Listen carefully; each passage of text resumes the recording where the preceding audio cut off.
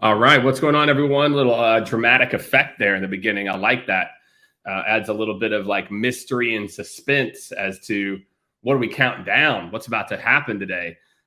So really looking forward to it. I missed last week. I was actually in Costa Rica, living that Pura Vida. For those of you who don't know, Pura Vida is the slogan of Costa Rica. It means a lot of things. It just doesn't mean pure life. You can say it like, man, things are just great too. So was in Costa Rica, really loved it. If y'all haven't been, I highly recommend it. So hope everyone is having a great start to their week. Dang, we're over halfway done with the year. For a lot of people, the quarter just ended. For a lot more people, the quarter's ended now. And so, wow, time is really flying this year. You know, you add in all the funness with everything that's happened in the economy, and you've got just this beautiful everyone is having all right, let me get everything set up here. You've got a really interesting, what we're setting ourselves up for the rest of this year. So today in particular, and today is another one of these topics where I think for a lot of people, it's not, when a lot of people see this, right? And you see this topic of what's the number one area sales organizations bleed money tech stack. I think a lot of people, if you're an individual contributor, you're a frontline leader. I also got this new mic stand, which is just great. I can just like put it on, I wheel it away. So that's also been a big blessing. Shout out, Chris Walker gave me inspiration to go and grab this versus my sitting one. Is tech stack for a lot of people. And I'll just tell you this, if I was a sales rep today, so if any of you out there, you're individual contributors, or how about you're a frontline leader or director or manager as well too, this is applicable for you. Understanding the power of sales technology is not optional. And what I mean by that is that I see a lot of organizations outsource their knowledge around, sales tech, their knowledge around, what's happening, how these tools are evolving to other people. And I can tell all of you, and especially if you're on the front lines, frontline leader or frontline manager, you guys need to become experts at these tools. You can't just sit here and say, well, I don't know how to use the tool. Like, you've got to figure it out. So again, I'm just telling all of you, it's a really important part here of the process. This is pretty cool. They got this networking thing over here on the side now on the event. So feel free, do me a favor, comment, let me know where you're from. Let me know your role, what type of audience that we have today. So please toss it in there. We've got people getting deals done in the chat, which I love. So today I'm going to talk about your sales tech stack. And I'm really going to talk about here, I'm just going to put it in here and put kind of some of my talking points in here. Here you go. So this is what I'm going to cover. So if this is interesting for you, then you are in the right place. So again, if you're listening right now, you're not driving, make sure to drop in the comments your, who you are, where you're calling in from / listening in from. I'm excited. It's Monday. Let's go. I just finished up. The other reason I'm really excited for this topic is I just finished up a 5-day fast. So it's this fast mimicking diet. So I still was able to eat some food. But today I had real food. I had like actual, like it's all like soups, olives, and nuts. And so, anyway, it's called Prolon. If any of you are interested, in 5 days, I lost almost 8 pounds. So 5 days, 8 pounds later, holla at Prolon. What's up, BJ? How are you, man? I think we hooked up at the MSP event. So hope you're doing great, man. Let's connect. Or no, it wasn't. I think there's somebody else, but appreciate you tuning in, man, as a part of this. So again, the name of the fast I just did, fast is called Prolon. And I highly recommend this to anyone who's looking to it is, Becca, it's 100% vegan as well too. So just so you know, what's up, Boston's in the house. So what's up, Michael Katz? Hope you're doing great, man. So, all right. So I'm going to talk a little bit about sales tech. Yes, that's right. I thought we met up at MSP. Hey, send me a DM as well too. We're getting ready to do a dinner here in Austin on August 3rd. This is anybody listening. I've got some other events going on I'll share later. but we are doing a dinner in Austin on the 3rd of August. So DM me, anybody in Austin, DM me. We'll hook you up with the details. We've got a dinner and we've also got a happy hour the next day. So that's what's up. So I'm going to talk about these things around the sales tech. Again, as you're joining us, just make sure to kind of drop in, where you're joining us from. I can see your role usually as a part of this. So the first thing I'm going to talk about is like buying sales tech. Okay. So the first point here, again, is what I try to do here is I try to kind of tag it timeline for you all. So if you want to come back and like tag in your head of sales operations, if any of you want to tag in your sales operations person, now would be a good time. Buying tech in the first place is the first problem. There's a lot of firsts in there, but there we go. Okay, what do I mean by that? Here's how a lot of companies buy tech. Is the SVP of sales or sales operations goes to a conference, talks to a peer, has steak and wine or plays golf with somebody and says, oh my gosh, we have to buy Gong. No offense to my folks at Gong out there, but Gong is, kudos to them because it is certainly the tool the most that I've seen that's like had that impact where people are like, oh yeah, we have to have Gong. And then you go and look at how they're using it. Like they're just using call recording. So anyway, shout out to Gong. It's a great tool. The number one issue is that it's not that you don't need a tool and these other tools aren't interesting. It's when do you need it? And the unfortunate part is many sales leaders do not have logistics or, project management backgrounds. And I'll just give you all a logistics story here. There's a great book, like anyone interested in a non-boring book on logistics. I know this sounds, you're like, Jake, it's not possible. It's called The Goal. This is an oldie but goodie. It will really help to put this in context for you. But it's basically about throughput. And so for any of you, the first problem in buying tech is you shouldn't buy it probably, or make sure that you're solving the right problem. And so it's called the theory of constraints. Okay, theory of constraints. Maybe we can even link to it if someone wants to hop in, is the first step. So where is my team stuck? Okay, that is what you do. So you look at the whole system from lead to cash or lead to renewal, however you want to measure your customer journey. Okay. And then what you do is you say, where is the bottleneck? I want to be very clear here. There's only one bottleneck. The word bottlenecks is a fake word. There's no such thing as bottlenecks. There are other things that are slowing you down or other things that are stopping you, but there can be only one. Highlander style, cue Highlander video, there can be only one bottleneck. It's just like another favorite stat of mine, if you didn't know this, is the word priorities was invented in the 1920s or 30s or something, because guess what? You can only have one priority. And so priority used to be a singular word until 100 years ago, and we made it multiple.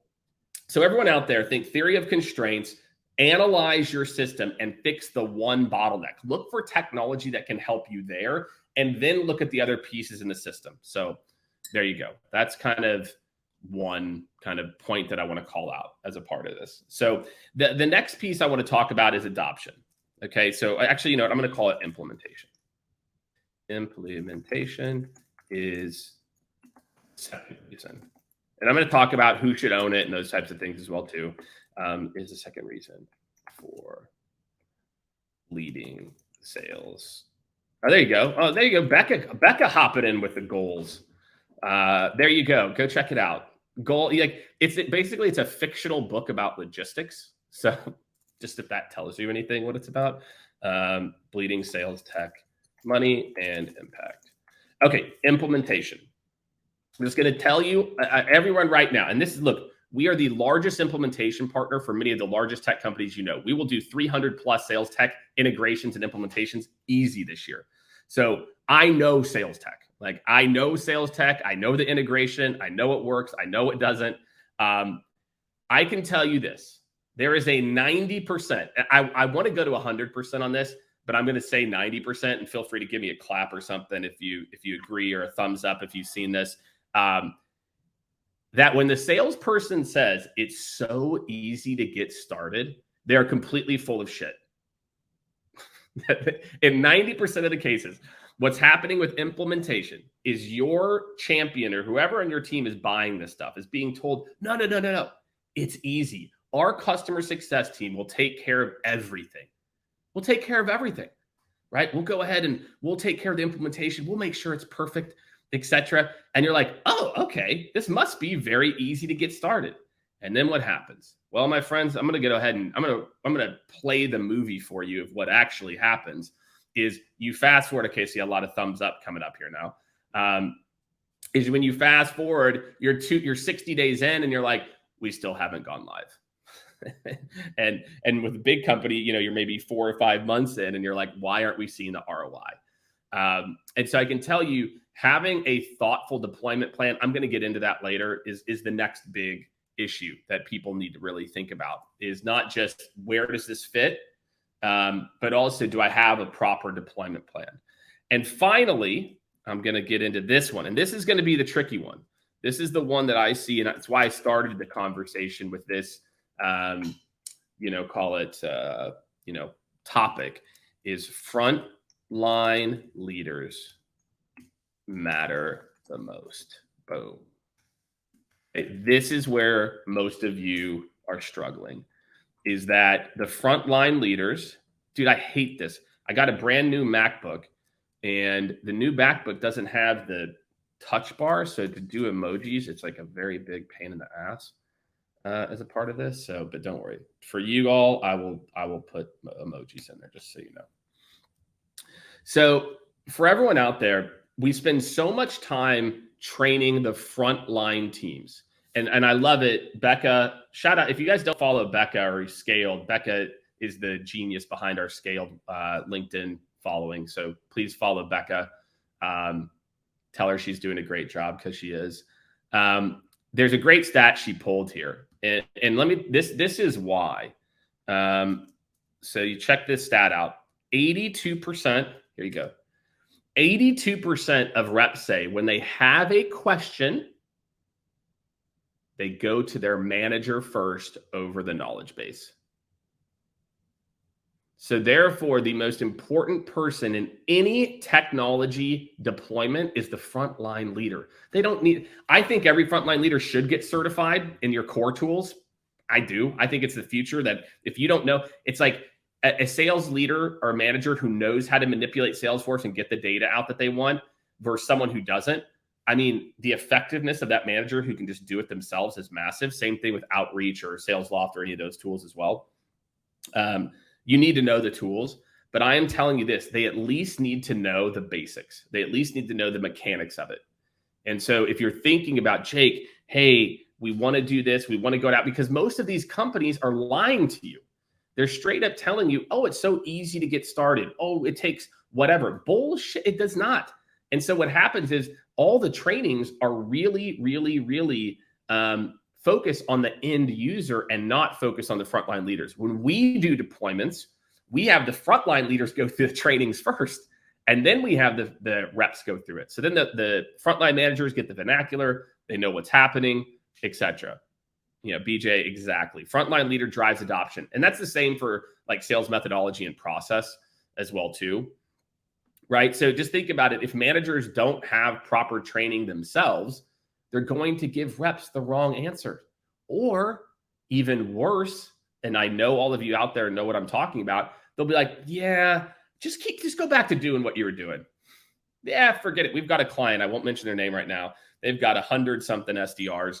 And, the team is nervous about deploying change.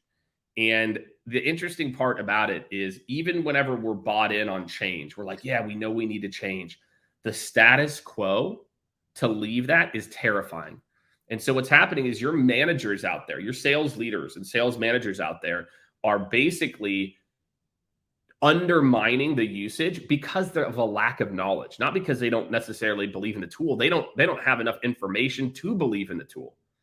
And so again, I want a lot of you to think about that in particular. So those are the 3 reasons why I see tech adoption fail, right? So number 1 is, are we buying the right tech to solve the right problem in the first place? Number 2, we actually believe people when they say the implementation is easy. And because here's the thing, the technical implementation is easy. It is easy. You just plug it into Salesforce. It's, takes however long, or HubSpot or whatever you're using, and go. But the real deployment is a change management exercise. It's not a technical issue. It's a change issue. And that goes into kind of the crux of what I want to talk about today, which is, who should own technology adoption and how do you make sure you get the most of it? And so this is where really I want to spend my time talking to all of you. For those of you who are joining us, if you're brand new to this as well, please feel free to drop in as you're joining. Hey, where you're joining us from, like a radio show, where are you calling in from?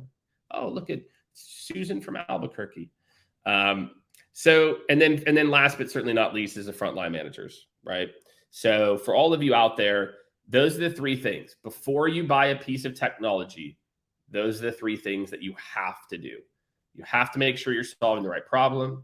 You have to make sure that you have a real deployment plan, not an implementation plan, because the implementation is easy. I'm actually going to write it. That's a good idea for a post too. Implementation versus deployment. Ooh, that's good. So deployment plan, not an implementation plan. And 3 is frontline leaders. Okay. So if you do those things, you're gonna have a higher likelihood. So let's talk a little bit more about who should be in charge of sales technology adoption. Okay. For those of you out there, for those of you listening, I've had like 50 or 60 people kind of pop in or pop out. I'd love to hear from you. Who do you think should own the sales tech adoption? Who do you think? Should be the reps, manager, sales ops? I don't care. You can put in whoever you want. Right? So who do you think owns adoption of the sales technology at your company? Right? So I'll take a little do there. So there we go. Let's see. Ken Frampton popped in. For a former training manager, we wanted to measure behavioral change, not just knowledge transfer. I love that. Not involving the frontline leaders at the tip of the spear is a failure of your change management effort, period. Ken, everyone give Ken's comment a like there. That was a strong one. It's so right. And we just see this. We see this in small organizations, big organizations, the same. All right. BJ says the manager should be involved as a part of this. Feel free, again, if you guys have any other ideas of who you think should be the person who owns technology adoption. So I'll start with sales ops and why we shouldn't blame sales ops as a part of this. Like, I feel like what happens is, just so you guys know, maybe to pull the curtain back a little bit, usually here's what happens with sales ops is a leader, a business unit leader, and this doesn't always happen. I'm just telling you what happens sometimes. A business unit leader comes to sales ops and says, just going back to the very beginning of what I was talking about, which is, Jake, I saw this tool. Can you please go take a demo? I mean, as a CEO, I'm not saying I'm not guilty of that with my own team, but they're like, yeah, go take a demo, go figure it out. And then you think, you're like, well, shit, does my boss want me to buy this thing? And it's not really like a thought through process, right? And so understand that a lot of times sales as ops there's two things. That one, I'm just going to toss both these in here. One, sales ops hasn't created a real roadmap, to eliminate bottlenecks. Or 2, maybe they have a roadmap to eliminate the bottlenecks. They don't have a seat at the table for a proper implementation. So this is it. What we see when sales ops leads this, or deployment. When sales ops leads this, what we see is in a lot of organizations, sales ops is a reactive part of the business. Rev ops as well too. I don't care if this is a sales ops issue, but it's a rev ops if you have a rev ops group as a part of it. So if you're out there, you've got to make sure that your sales ops team has at least a seat at the table here, that they have a seat at the table, that they're able to, actually do more than just a couple of trainings. So why do I bring that up? What I see with a lot of VPs of sales and CROs is they want things to happen quickly. And what they do then is they short circuit the change management component. Like Ken Frampton here mentioned too, they say, okay, well, we've done the trainings, we've done this stuff, now we're good to go. And it's like, guys, a one-off training or 2 trainings is not going to change behaviors. And so sales operations is many times, their hands are tied. Sales operations can't necessarily do any changes or make the changes that they want, etc. So anyway, just some kind of like food for thought for all of you on why you shouldn't blame sales ops. Sales ops, if you want sales ops to be involved, sales ops has to make sure that you can bring suggestions to sales operations, and they can work with leadership to understand what are the best tools to implement. And next, that they have a seat at the table to actually roll it out correctly. I'll tell you this, it's better to wait a month and do something right than to try to force it. It's better to wait 2 months. I know in our world, we're like, well, no, it's got to happen now. I'm telling you, you will end up regretting it. Right. And then the other, I guess maybe a third would be like, most of these people have never implemented these tools before. Right. So a lot of these sales operations people, actually, that's a third. I need to put that in there because that is a big one. 3, haven't implemented these tools before or only 1 to 2 times. So that's the other one there. So if any of you are watching this on replay, I mean, you can just check out the comments in there, and you'll get a lot there. And feel free if y'all have questions. This is my bad. Usually I open it up for questions early. I'm going to keep kind of going through this for another, probably call it 15, 20 minutes or so. Because it's definitely something I'm passionate about. And I believe this is the future, meaning what I think is going to happen as we come out of this next economic uncertainty is people are going to say, look, you got headcount over here. I can't necessarily increase headcount. So figure out how to get your team more productive. And that's where technology is going to come in. I'm telling you all already, this is what's going to happen. People are going to, again, we're going to try to do, instead of just saying how to get to your number, you add more people. Instead, we're going to say, how do we get these people more productive? And as we come out of this next economic downturn, I 100% guarantee you, sales technology is going to be at the heart of that. So just something for a lot of you to think through. Okay, so your sales operations team hasn't implemented these tools. Well, why does that matter? Because chances are, and it's interesting, I did a poll last week. Let me see if I can find it real quick here. I did a poll on bringing in outside experts to implement, and it's kind of wild. Like, people are just like, yeah, maybe. And it's like, dude, your people have never done this before. Why would you expect them to be able to go and implement something that they've never done before? And so we did let's see here. 35% of people said they didn't know it existed. So I'll share my screen real quick here to show you guys this. If you guys didn't see this, feel free to add your own 2 cents to it. Share screen. You can like triple see me. That's great. There you go. Should be able to see my screen now. You still see me. That's not what you want to see. There you go. Okay, cool. So you can see here. Let me see if I can zoom in on this a little bit for you. There we go. So, why sales teams stop bringing in outside specialists. So for those of you who don't know, we do this at Skaled as well too. But, we have this preconceived notion, right? 65% of people are like, we need full-time people, even though your people have never done it before. They won't get our culture. They won't get our industry.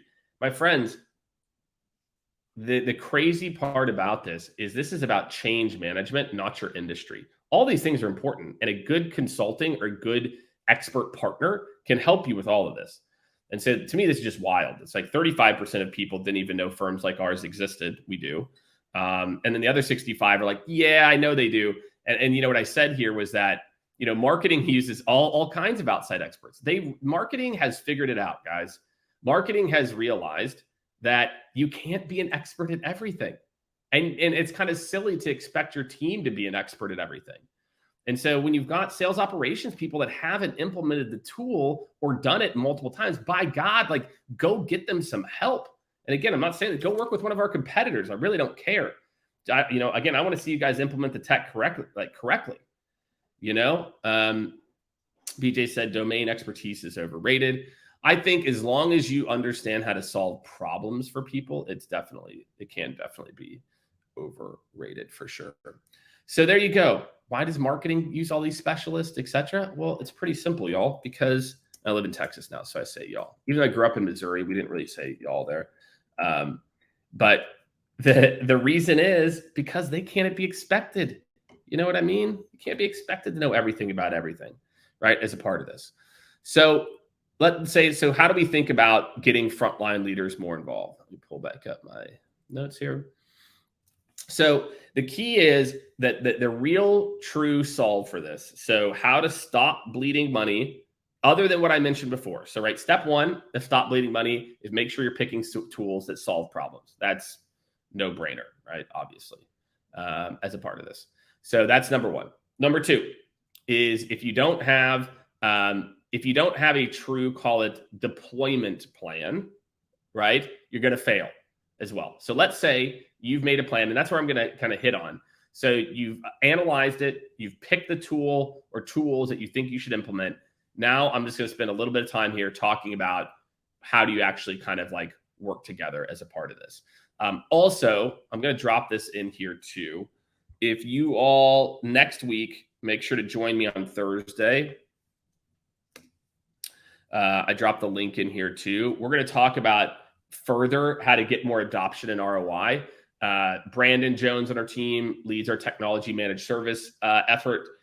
Brandon's going to be talking about really, we did a webinar before talking about what tech to use at each step. And this webinar, we're going to talk about how do you make sure that your people use it.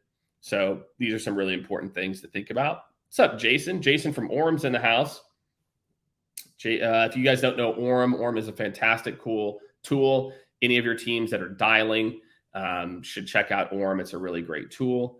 Very important to look at the customer solutions, consultant reviews, and evaluating. Definitely agree software spend is small compared to headcount. Yep, 100% agree, Jason. So make sure I give Jason's comment a like. Love it.